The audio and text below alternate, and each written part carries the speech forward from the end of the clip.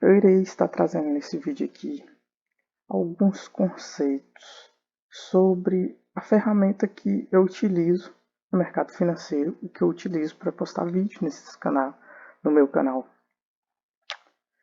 Trazer um conceito sobre análise técnica, que é aquela análise sobre os gráficos, análise sobre os candles vermelhos, candles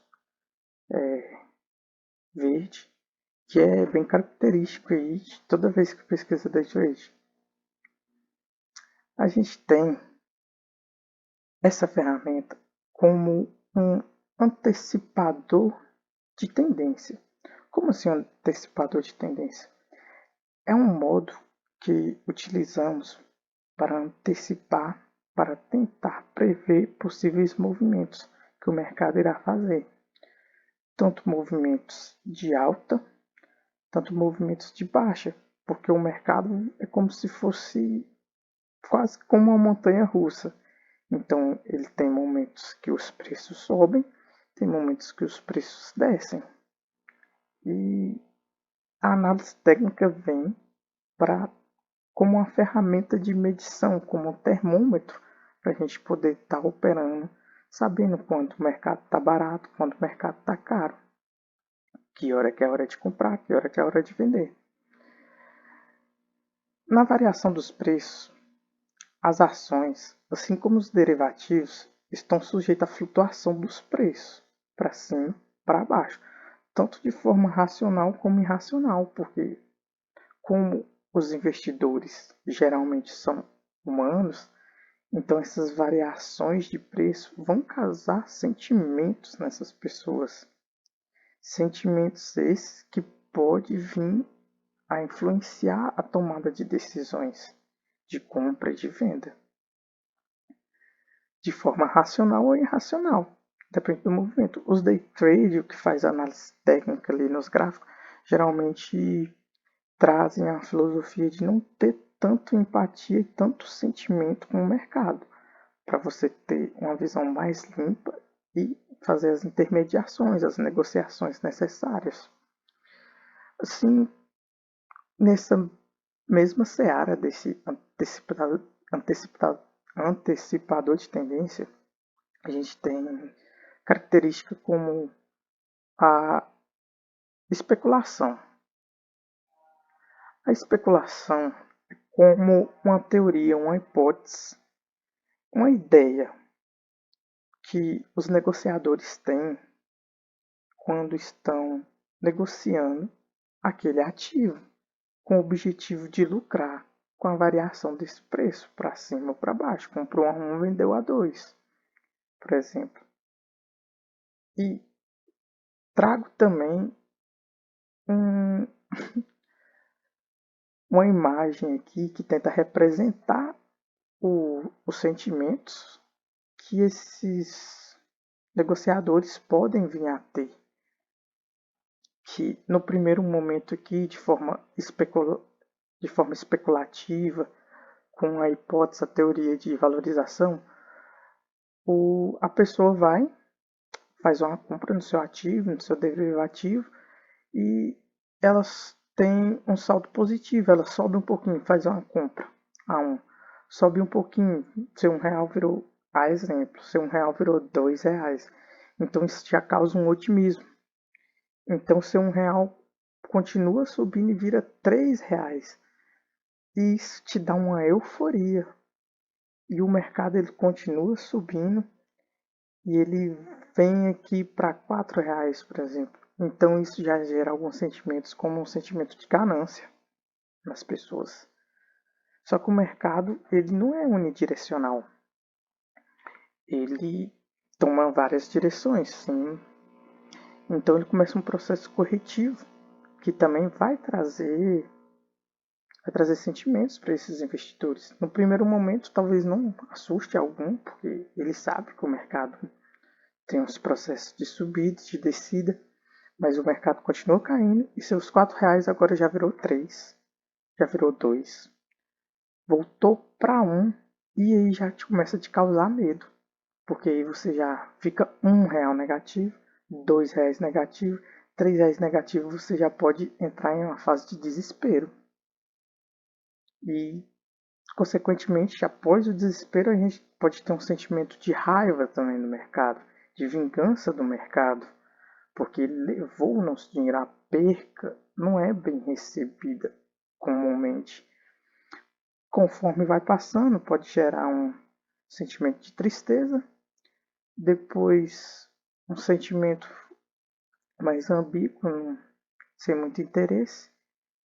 Esquecendo o que passou, a gente renova o ciclo. A gente tem um ciclo de otimismo e aí começa todo o ciclo de novo. A gente começa otimismo, euforia, ganância, medo, desespero, raiva, esquecimento, otimismo e aí recomeça todo o ciclo.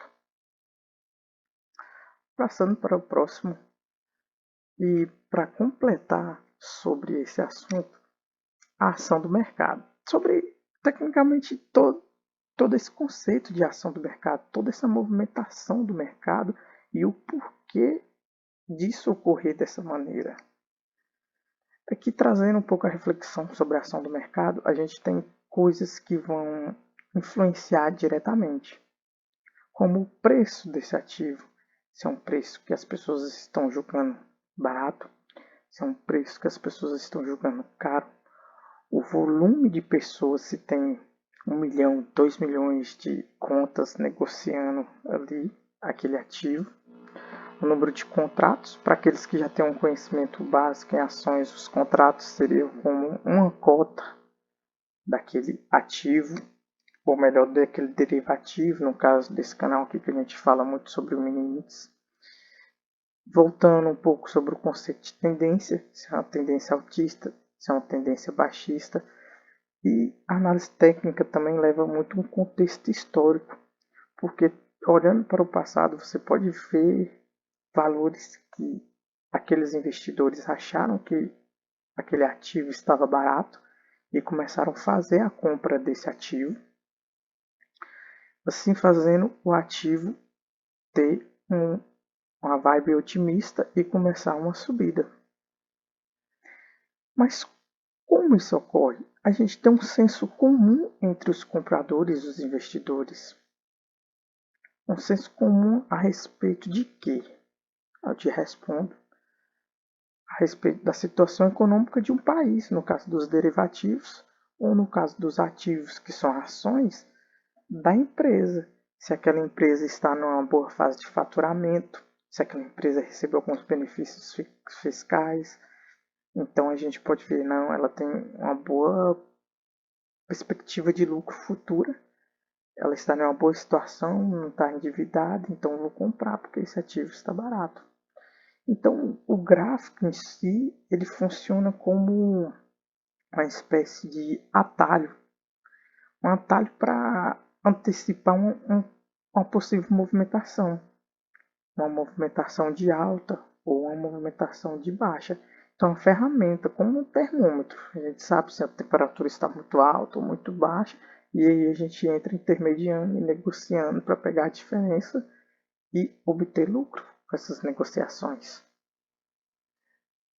Na tomada de decisões, a gente trouxe muitos aspectos de informações para fazer reflexão sobre um preço de um ativo, se ele está caro ou barato. A exemplo, aqui no meu slide, eu trouxe um exemplo que eu achei bem interessante e que vai ser de fácil compreensão, porque às vezes o que eu vou estar trazendo aqui é muito abstrato para um primeiro contato. Temos aqui o uso da informação. Vou ler aqui para vocês. A informação também é usada para auxiliar investidores a tomar decisões, como em momentos de crise, para entender situações em que se deve avaliar sua posição no mercado. A exemplo que a gente tem uma caricatura, uma imagem de um mercado que estava em baixa, e a informação que este bonequinho aqui está analisando é o recente evento do coronavírus, que trouxe perspectivas negativas, perspectivas pessimistas, perspectivas ruins ao mercado, que aquelas empresas que ficaram paradas meses e meses iam gerar prejuízo. Elas teriam que estar pagando ainda seus funcionários, não estariam vendendo, só atividades essenciais estariam funcionando. Então, esse tipo de informação, ao chegar nos investidores, geram um sentimento pessimista que faz ele achar que aquele ativo está muito caro, porque é um ativo que não é lucrativo. Então o preço daquele ativo começa a cair e rapidamente. Assim funciona com qualquer informação. Esse é um exemplo extremo que acontece na economia de tempos em tempos, mas há outro tipo de informações, a exemplo, como informações políticas, como orçamento, como o que um político diz pode afetar diretamente o seu ativo. Por exemplo, ativos como a Petrobras, como a Vale, que são ligadas diretamente com o interesse do governo, pode sofrer oscilações de acordo com o que o governo fala. E a gente pode se aproveitar dessas oscilações, porque é o que um trade faz, ele negocia o preço independente do seu valor. A gente tem aspectos aí na macroeconomia, com uma mudança de imposto, com uma mudança de legislação, que são mudanças bem mais macro, ou com uma mudança de exportação para favorecer algumas exportadoras que aí afetam diretamente o preço dos seus ativos, se faz ele subir, ou então tem mais imposto sobre importações, exportações, e esses ativos começam a entrar num processo de baixa. Ou revoluções tecnológicas. Vamos, a exemplo, vamos bem abstrato aqui mesmo, dizer que a gente tem um ativo na bolsa, uma empresa que é do setor de CD e a gente ainda usa muito CD.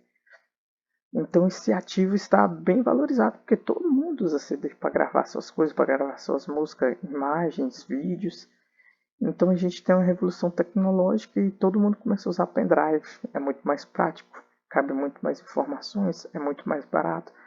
Então esse ativo que teria um valor alto e que tinha perspectivas futuras muito positivas, começa a mudar de cenário e a gente começa a precificar ele mais embaixo. Traz perspectivas negativas para aquela empresa e começa a avaliar se vale a pena ficar naquele tipo de investimento ou não. E agora eu vou trazer um exemplo mais prático sobre os gráficos, para não ficar um conteúdo muito abstrato que a gente não consegue absorver muito.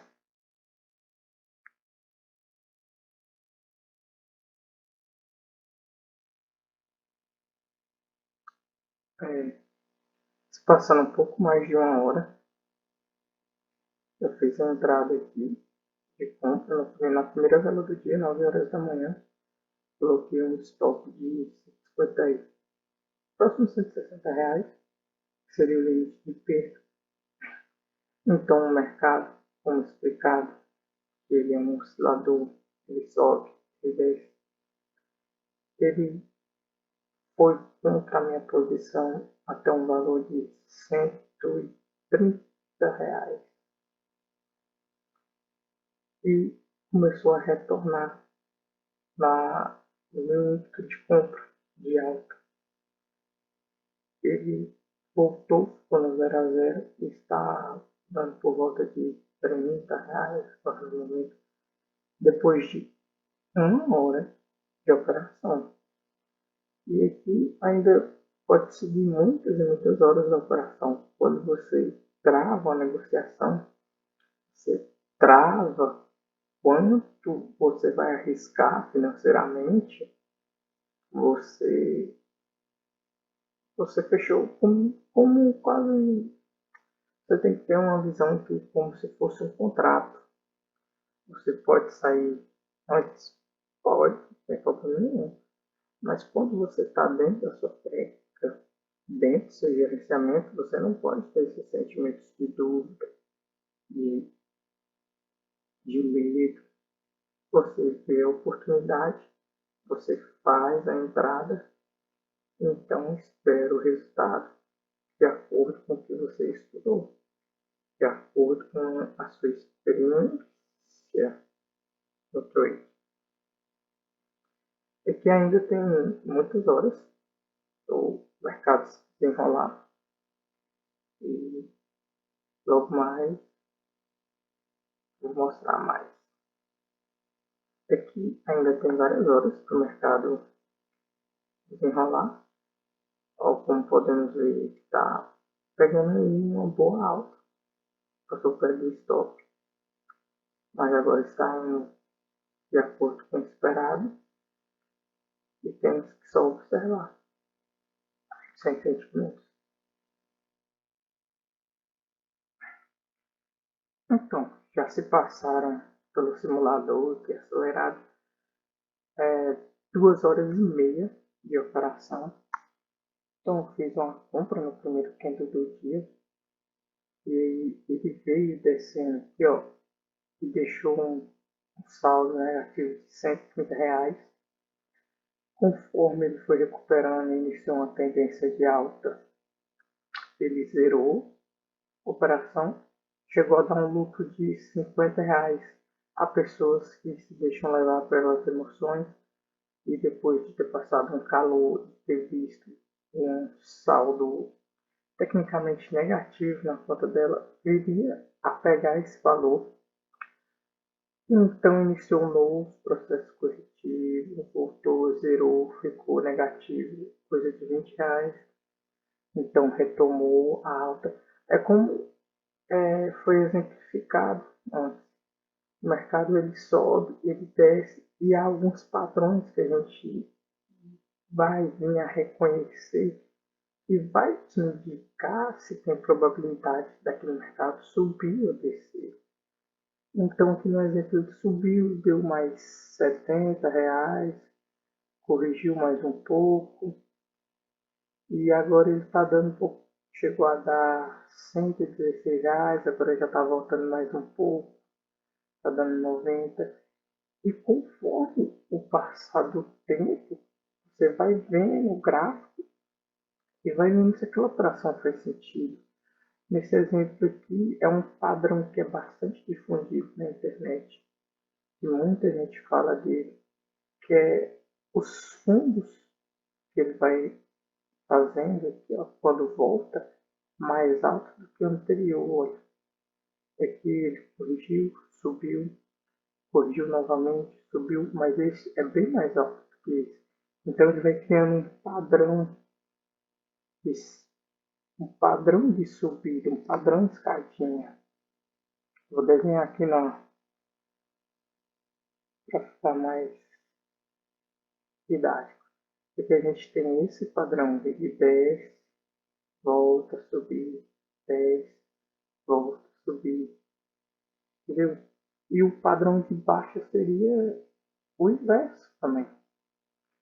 O mercado ele começa a desenhar os gráficos de maneira baixista. Olha esse aqui, ó. Ele vem, aí corrige, tenta subir de novo, corrige, tenta subir de novo, corrige. Então a gente tem aquele famoso desenho das escadinhas que o simples bem aplicado, o simples bem feito, funciona. A operação aqui já está dando coisa de 600 pontos, que é a média bem bacana. Para quem começou a operar com um contrato, eu mesmo era difícil pegar 600 pontos no começo. Um pouco tem um stop tão grande assim, eu procurava operações melhores para ter um stop mais curto, de 100, 200 pontos, pegar aí o dobro ou o triplo. Se tinha um stop de 150 pontos, eu queria pegar 300, 450 pontos para poder a matemática fechar, porque minha assertividade era em torno de 40, 45%. Mas mesmo acertando menos, acertando 40%, quando você acerta, você ganha 2 ou 3, quando você erra, você só perde 1. No final das contas, vai fechar positivo. E o gráfico aqui segue subindo. Então, a gente usa as ferramentas para saber quando sair. E do mais é isso, os conceitos assim, mais básicos, o que eu consigo passar de modo muito mais superficial é que em um vídeo curto como esse, é isso.